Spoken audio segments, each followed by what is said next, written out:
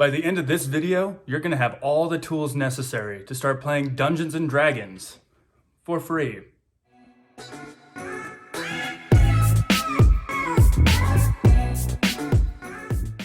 So you want to get started playing D&D, and that's exciting. Let me be the first to welcome you to this wonderful hobby where you're gonna create friendships and shared stories that will last probably a lifetime. In this series, I'm going to walk you through, as promised, tools necessary to get you on your way to playing this game for free. The basic rules, character creation, virtual tabletops, and all the way down through your ability scores and what individual dice actually mean. So let's get started. So to get started, you're gonna go to dungeonsanddragons.com or dnd.wizards.com, and that's gonna take you to the Dungeons and Dragons official website. You're gonna scroll all the way down to the bottom to where you see Find, and then you're gonna click on the basic rules. You'll then continue to scroll down out of this page to where you see D&D basic rules in black. Click that, and it's gonna download a PDF, and then proceed to read all 180 pages. Just kidding, you don't have to do that. I would start personally with pages 1 through 12 to get started. So the basic rules might seem intimidating at first at 180 pages, but as I said before, you don't have to read all of that. But to look at them really quickly, let's see what this has in store for you. Part 1! Part 1's about creating a character. Providing rules and guidance that'll get you started on picking your race, your class, your equipment, and everything that you're gonna do as you start adventuring. Part 2! Part 2 includes the rules a little bit more detailed than in the first section, including things like exploration, dice rolls, social encounters, and things even beyond that, even into combat. Part 3. Part 3 is about magic, and you don't gotta read that very much unless you're gonna play a wizard, which I highly recommend. They're fun, but they're a little bit more complicated. Part 4. Part 4 is for the Dungeon Master, and if you're downloading these rules because you want to run a game, then more power to you. I love sitting behind one of these. They're really cool.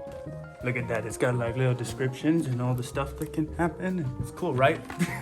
But if you're just wanting to be a player and you're looking for a game to join, then you don't really need to read this, but it's still cool to look into. The next thing you're gonna do is you're gonna hop on Google Play or the App Store and you're gonna download a dice roller app. I'm pretty partial to Mighty Dice.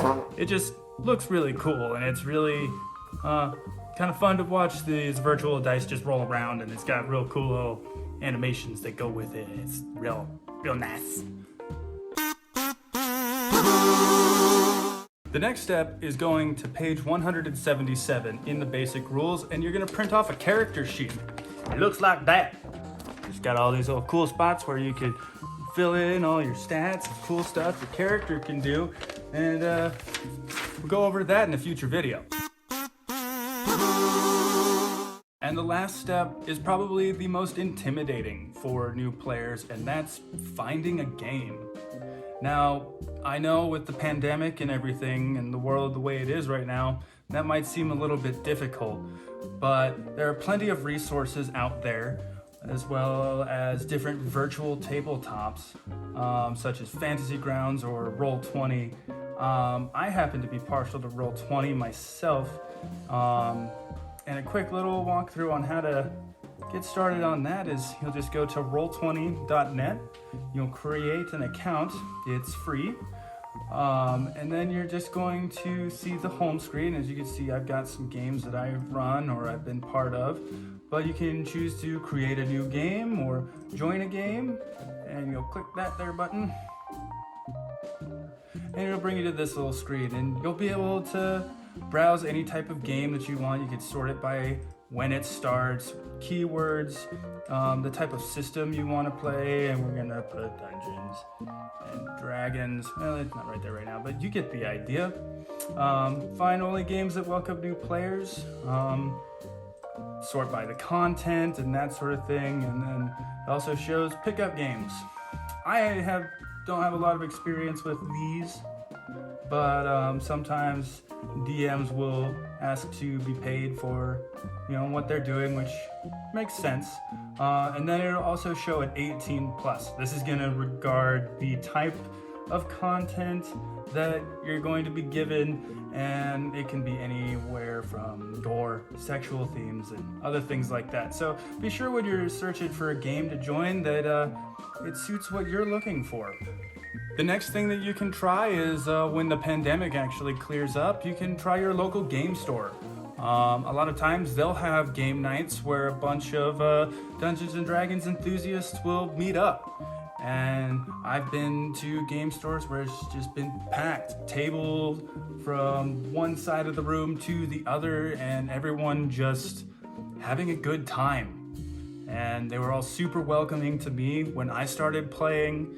And it was really fun to meet new people and sit around the table and create stories of adventures together and long-lasting memories. And in my opinion, that's what this game is all about. And the last thing you can do is bug your loved ones. Hey, baby! Yeah? You wanna play D&D? No. It's not for everyone. So that's the video. You now have everything at your disposal to get started playing Dungeons and Dragons. And like I said, it's free.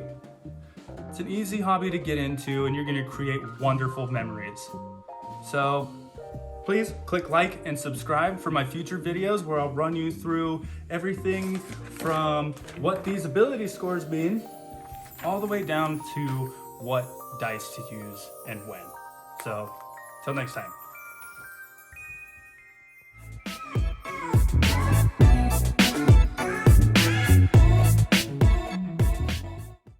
How is this? Dang it, did I pop it? Can you hear me? Boop, boop, boop.